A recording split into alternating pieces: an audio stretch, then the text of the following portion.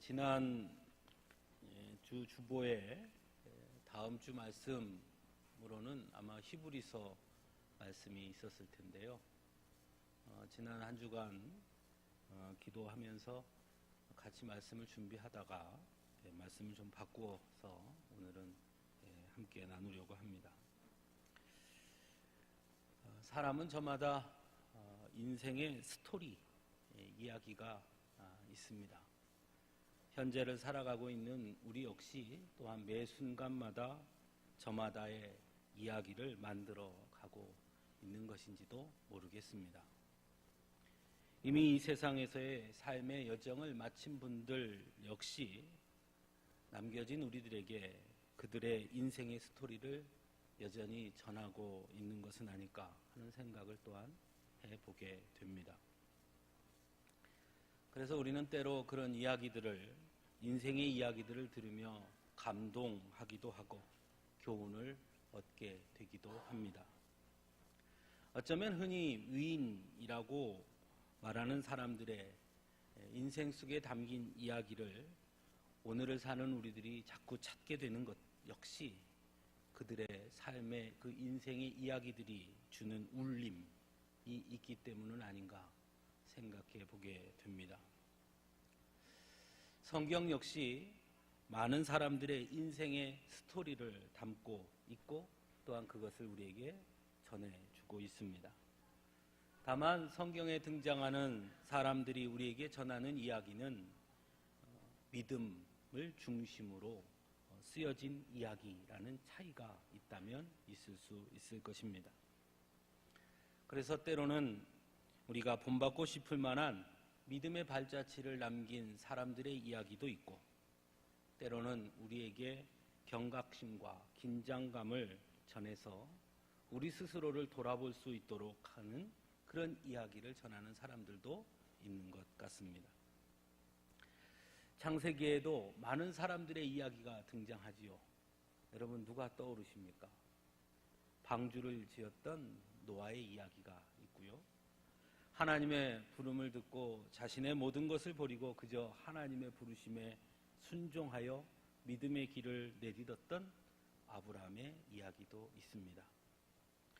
형의 장자권을 팥죽 한 그릇에 샀던 야곱의 이야기도 있고요.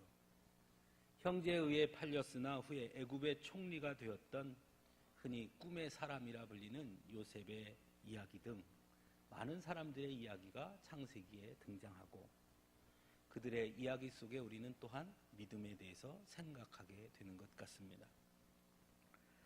오늘 우리가 만나는 사람은 이삭입니다. 이삭의 이야기를 우리에게 전하고 있습니다. 하나님께서 아브라함에게 약속했던 바로 그 아들, 아브라함이 100세에 낳았던 아들, 한마디로 기적의 아이, 그가 바로 이삭입니다. 태어나서 얼마 후에 아버지의 손에 의해 죽임을 당할 뻔했던 그런 이야기도 이삭의 이야기죠. 하지만 성경에서 보여주는 이삭의 삶의 이야기는 그 아버지 아브라함과 또 아들이었던 야곱, 또 후손이었던 요셉에 비하면 조금은 평범해 보이는 것 또한 사실입니다.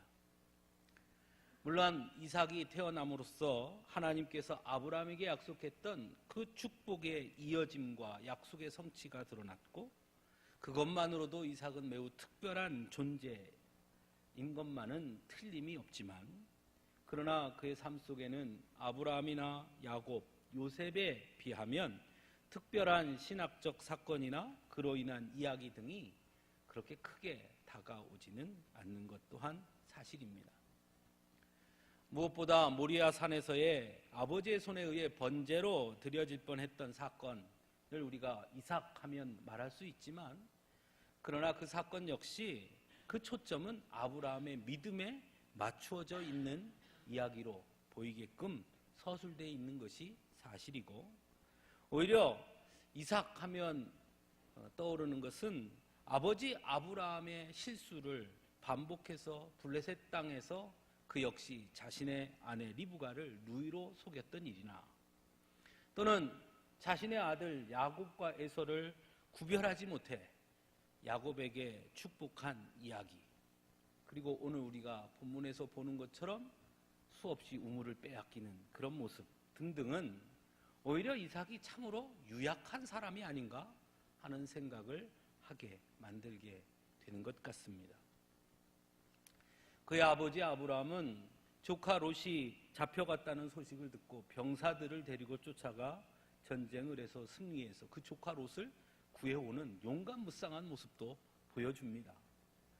그의 아들 야곱은 어땠습니까? 형을 속이는 영악함, 그렇게 해서라도 아버지의 축복을 받고자 하는 그 집요함, 삼촌의 집에서 보여주는 영리함, 이런 모습들을 우리가 생각해 보면 이삭은 그런 아버지의 용맹함, 또 아들의 그런 영악함, 치열함, 적극성, 이런 것들이 매우 부족한, 그저 양과 소를 치며 양과 소를 위해 우물을 파고 그렇게 살아간 너무나 평범한, 싸우는 것을 너무나 싫어했던 사람, 그냥 그렇게만 보여지는, 어떻게 보면 아버지나 아들에 비해서는 좀 더 무기력한 사람처럼 비춰지는 것 또한 사실인 것 같습니다.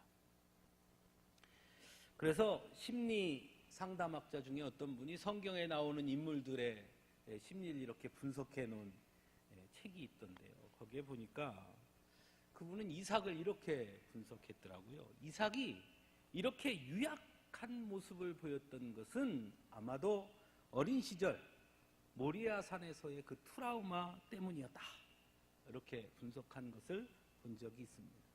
즉 가장 가까운, 가장 따를 수밖에 없고 가장 신뢰할 수밖에 없는 아버지로 인해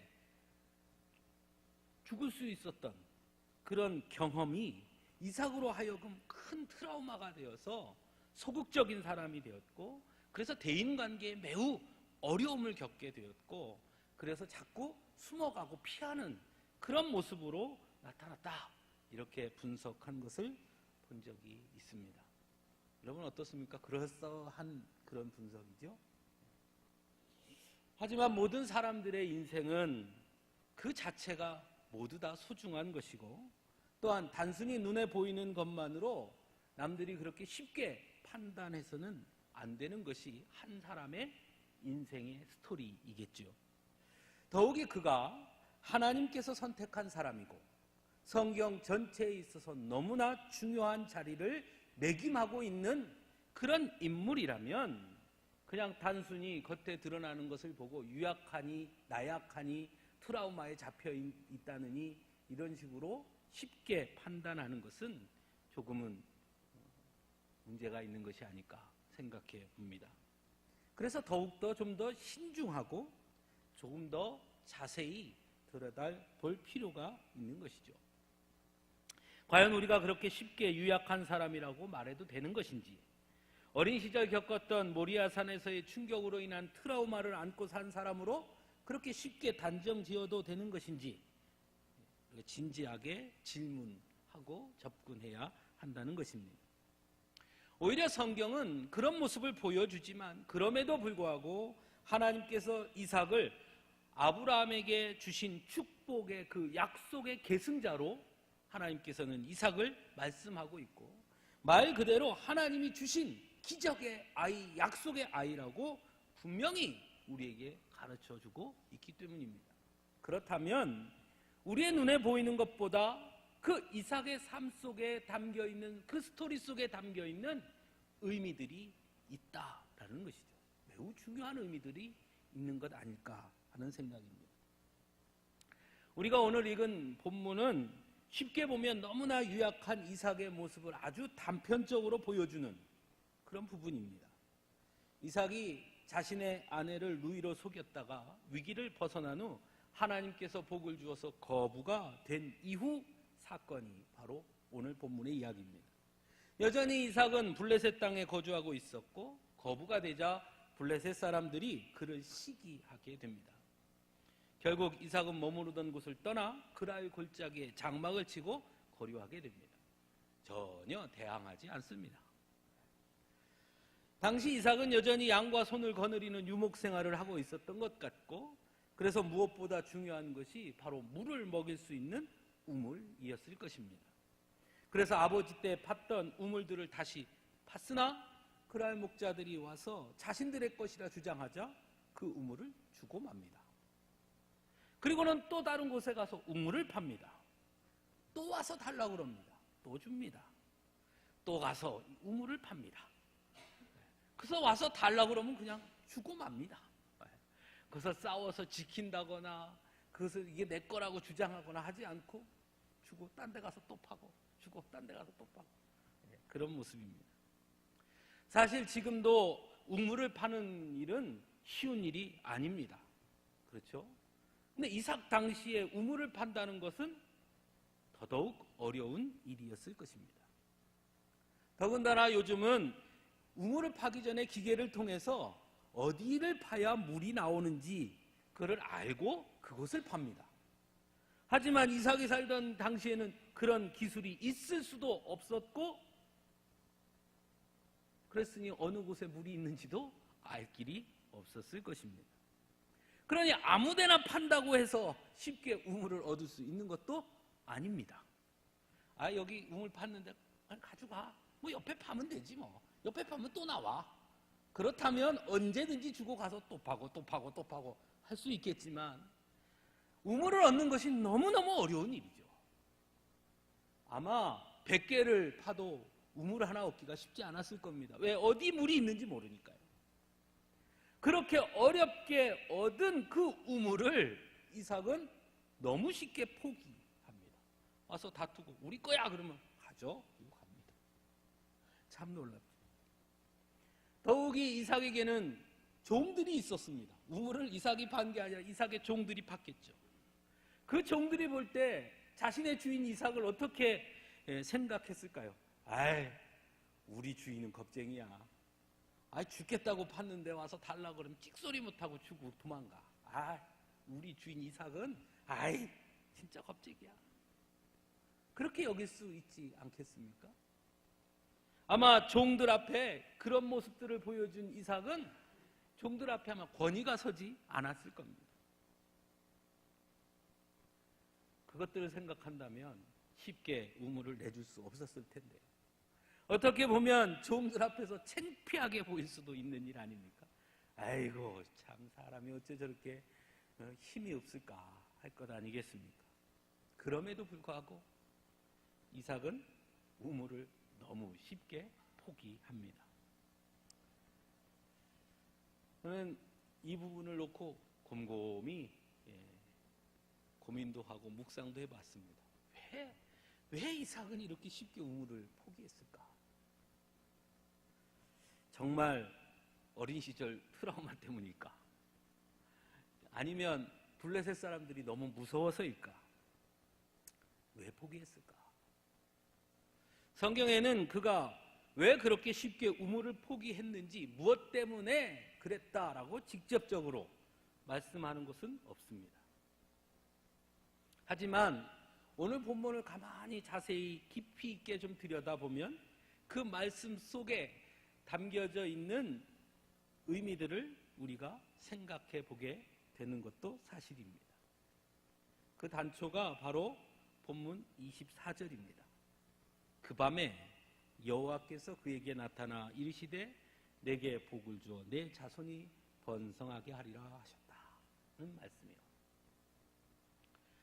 즉 이삭이 블레셋 사람들에게 거듭 자신이 판 우물을 빼앗긴 후 마침내 더 이상 다투지 않게 된 그 우물을 팠을 그때에 이삭은 브엘세바로 올라갔고 그 밤에 하나님께서 이삭에게 찾아오셔서 자신의 아버지 아브라함에게 주셨던 그 약속을 이삭에게 다시 확인시켜 주셨다라는 것입니다.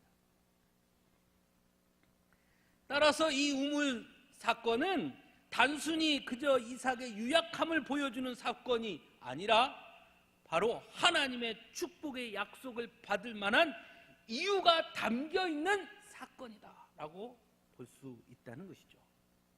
그러니 그 우물 사건을 우리가 깊이 들여다봐야 돼요.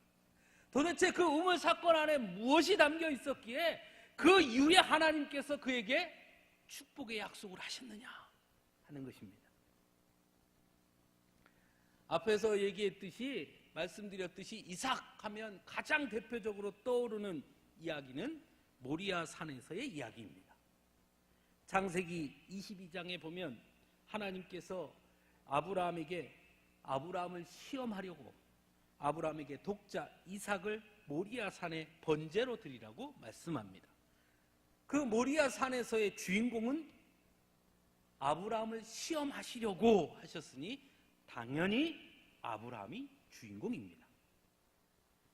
그리고 이삭은 그것에 대해 아무것도 알지 못한 채로 아버지 아브라함이 아침에 일찍 자신의 아들 이삭을 데리고 번제에 쓸 나무를 쪼개어 가지고 모리아 산을 향한 그 걸음에 동참하게 됩니다. 더군다나 번제에 쓸 나무를 지고 이삭은 아버지를 쫓아갑니다. 왜 가는지 이유도 모른 채 그저 가는 것이죠. 한참 그렇게 쫓아가던 이삭은 22장 7절에 의하면 아버지 아브라함에게 질문합니다. 유일하게 이삭의 말이 나오는 장면입니다. 아버지, 불과 나무는 있거니와 번제할 어린 양은 어디 있나이까? 이것이 이삭의 유일한 말입니다. 아버지 아브라함은 이삭의 그 질문에 8절에서 이렇게 대답합니다. 번제할 어린 양은 하나님이 자기를 위하여 친히 준비하시리라. 아버지 아브라함의 대답입니다. 그리고 산에 올라 제단을 쌓고는 갑자기 아버지 아브라함이 아들 이삭을 결박하여 제단 나무 위에 올려놓습니다.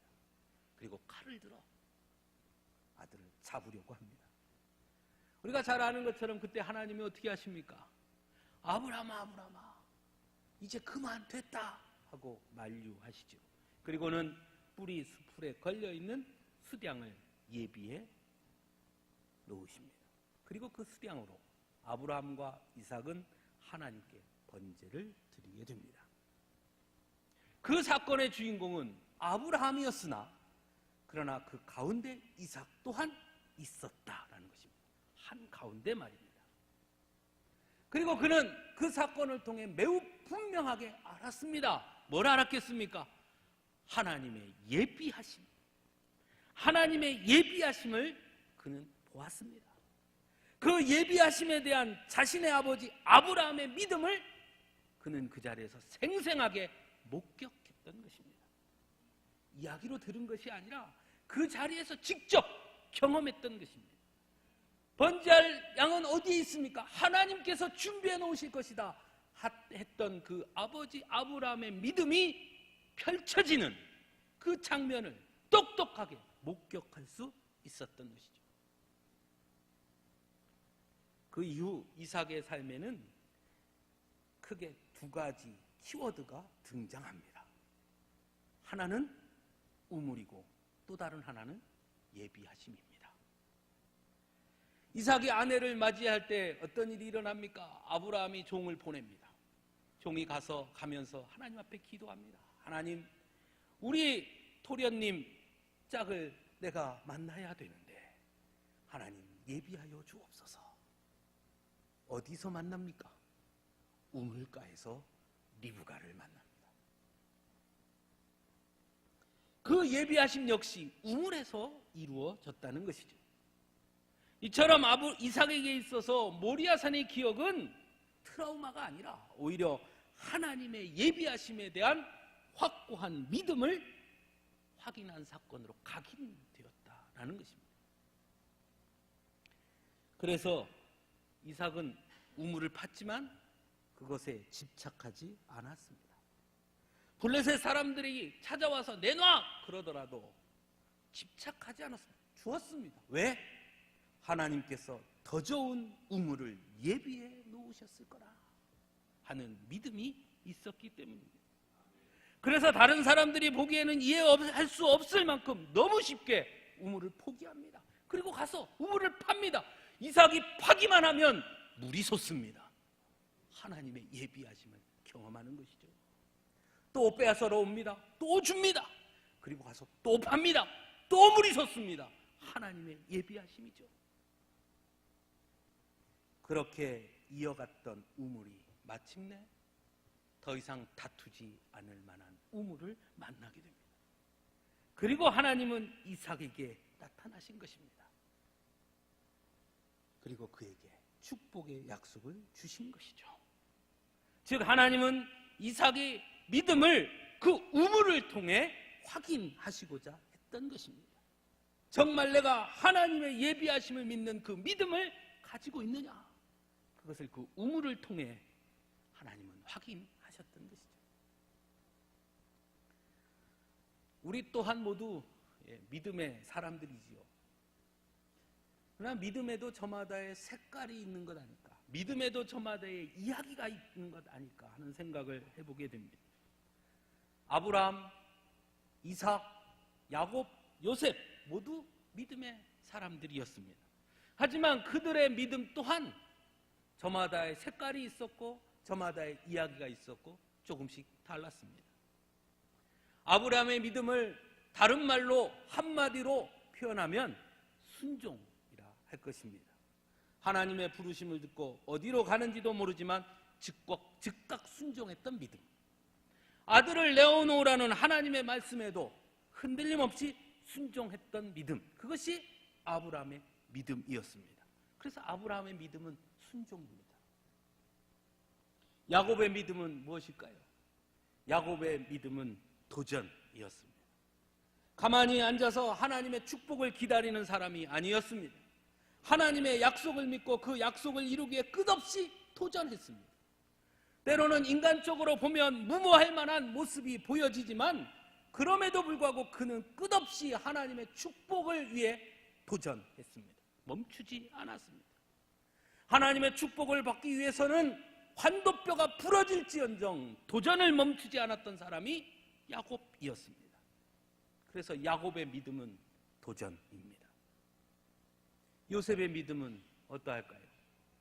그의 믿음은 한마디로 인내였습니다.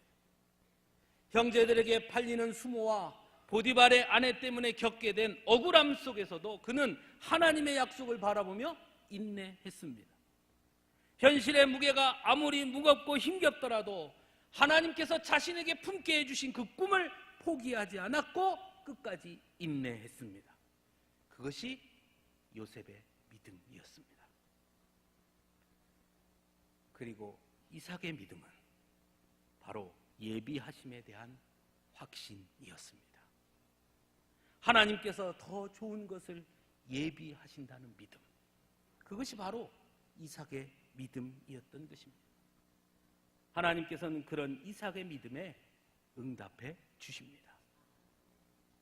사랑하는 성도 여러분, 여러분의 믿음의 색깔은 무엇입니까?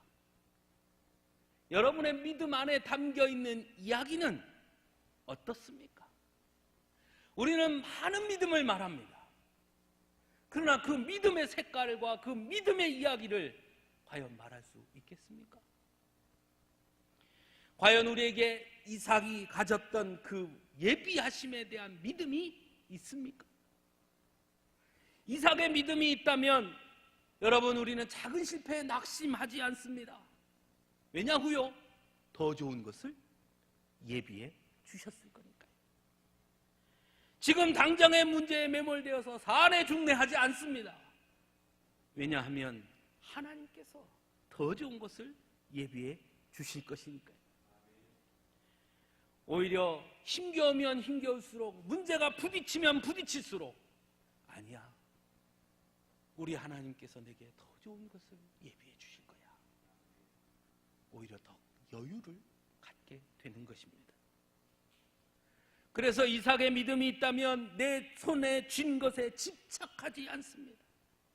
이삭처럼 언제든지 내려놓을 수 있습니다. 언제든지 포기할 수 있습니다. 예수님께서 겉옷을 달라 하면 속옷까지 내주라 했던 그 말씀 또한 이삭의 믿음이 있어야 할 수 있는 것입니다. 이것밖에 없는데 이것 주면 난 어떡하라고? 절대 줄 수 없습니다. 가져가세요. 왜냐고요? 내게 필요한 건 누가 우리 하나님께서 내게 더 좋은 것을 주실 거니까요. 그래야 줄 수 있는 것이죠. 내가 이걸 어떻게 얻은 것인데, 내가 이걸 어떻게 이룬 것인데 하며 자신의 수고와 노력만 자꾸 되새기면 결코 내려놓을 수 없습니다. 내려놓는다는 것은 한마디로 하나님께서 더 좋은 것을 예비해 주실 것이라는 믿음이 있을 때 가능한 것입니다. 지난 기도원에 있는데 목요일에 우리 손동철 집사님 어머니, 우리 김용태 장로님 누님 되시는 우리 김태님 권사님이 소천하셨다는 소식을 들었습니다. 그때 마침 제가 오늘 설교하는 이 본문을 묵상하고 있었습니다. 그 소식을 아내에게 딱 듣고 잠깐 동안은 얼마나 그 유족들이 얼마나 마음이 아플까, 또 우리 장로님도 또 얼마나 마음이 쓰릴까, 뭐 이런 생각들을 잠깐 했습니다. 하지만 말씀을 준비하면서 그 이야기를 듣고 나니까 생각이 조금 달라지더라고요. 그래, 이게 믿음의 사람과 믿지 않는 사람들의 차이지. 우리는 비록 조금 슬프긴 하지만 그러나 우리는 절망하지 않습니다. 왜냐하면 이 세상을 떠나지만 끝이 아니고 우리 주님께서 예비해 놓으신, 너를 위해 내가 예비하러 가노라 하셨던 그 좋은 예비한 곳으로 가는 것을 우리는 믿기 때문에 우리는 절망하지 않습니다. 인간적으로는 조금 슬프고 보고 싶을 때 볼 수 없다는 그런 안타까움은 있지만, 그러나 하나님께서 더 좋은 것을 예비해 놓으셨다고 믿기 때문에 그 안에서 우리는 위로를 얻고 소망을 얻게 되는 것 아니겠습니까? 믿음의 사람이 이 세상을 살아가는 삶의 방식, 우리가 그려내야 할 우리의 이야기, 우리가 펼쳐내야 할 믿음의 색깔, 여러분은 어떤 이야기, 어떤 색깔로 여러분의 믿음을 보여주시겠습니까? 믿음의 사람은 역시 이 세상에 사는 다른 사람들과 똑같이 이 세상에서 살 수밖에 없습니다. 그래서 우리는 주어진 오늘의 최선을 다해 살아야 합니다. 하지만 그렇다고 그것에 집착하지는 않습니다. 마치 이삭이 주어진 현실 속에서 양과 소를 먹이기 위해서 우물을 얻어야 하고, 그래서 물을 얻기 위해 열심히 우물을 파는 것처럼 우리들도 우리에게 주어진 모든 삶의 문제를 최선을 다해 부딪히고 해결해 가려고 노력해야 하는 것입니다. 하지만 문제는 거기에 집착하지는 말아야 한다는 것입니다. 최선을 다해 오늘의 우물을 파지만 그러나 거기에 집착해서 그것에 매여서 살아서는 안 된다는 것입니다. 왜냐하면 우리는 하나님의 예비하심을 믿는 사람들이니까요. 사랑하는 성도 여러분, 이삭의 믿음은 하나님의 예비하심을 바라보는 믿음이었습니다. 하나님께서 더 좋은 것을 예비해 주실 것이라는 확신, 그것이 이삭의 믿음이었습니다. 오늘 우리에게 가장 필요한 믿음의 색깔, 믿음의 이야기, 마찬가지로 예비하심 아니겠습니까? 물질에 집착하고 세상 일에 집착하고 그저 내가 가진 것에 집착하는 것이 아니라 하나님께서 더 좋은 것을 예비해 주실 것이라는 그 예비하심에 대한 믿음, 그래서 당장 눈에 보이는 것 너머에 하나님이 주실 것을 기대하며 나아가는 그런 믿음, 그런 믿음이 우리 안에 있게 되기를 간절히 바랍니다. 우리 청년들에게 이야기합니다. 여러분, 취업하기 위해서 열심히 애쓰고 노력해야 합니다. 최선을 다해서 준비해야 하고요. 그래서 하나님께서 허락하시면 그곳에서 최선을 다해 또 일해야 하는 것입니다. 하지만 작은 실패를 거둔다고 해서 너무 낙심하지 마십시오. 하나님은 내게 더 좋은 것을 예비해 주셨을 것이니까요. 그래서 우리는 비록 최선을 다하지만 그 결과에 낙심하고 절망하는 것이 아니라 최선을 다한 것으로 만족하고 더 큰 것을 기대하며 살아야 하는 것입니다. 우리 청년들, 우리 학생들 모두 마찬가지입니다. 우리들도 마찬가지입니다. 우리가 그런 믿음으로 우리의 삶을 바라볼 때 우리는 더 큰 여유로움을 가지고 하나님이 주실 축복을 기대함을 가지고 그래서 감사하며 기쁨 가운데 거할 수 있게 되리라고 저는 믿습니다. 우리 모두 그런 믿음 안에 함께 거할 수 있기를 간절히 바랍니다. 같이 기도하겠습니다.